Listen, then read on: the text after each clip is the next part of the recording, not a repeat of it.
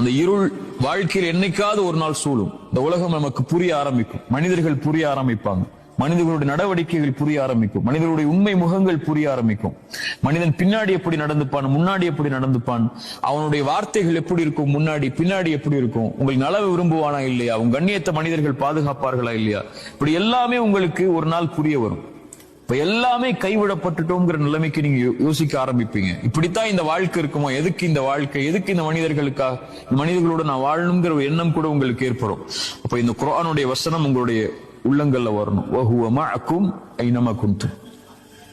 எங்க நீங்க இருந்தாலும், எந்த சூழ்நிலையில இருந்தாலும், எந்த மனிதர்கள் உங்களை கைவிட்டாலும், இந்த உலகமே உங்களை அங்கீகரிக்கவில்லை என்றாலும், அல்லாஹ் உங்களோடு தான்,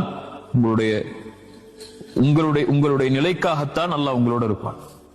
வஹுவ மஅக்கும் ஐனமா குன்தும். எங்க இருந்தாலும், எந்த சூழ்நிலையில் இருந்தாலும் அல்லாஹ் வந்துருயா அல்லான்னு கேட்டா போதும்.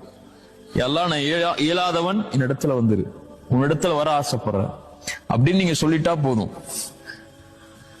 என்னை தனிமையில் நினைவு கூர்ந்தால் அவர்களை நானும் தனிமையில் நினைவு கூறுகிறேன். அவ்வளவுதான்.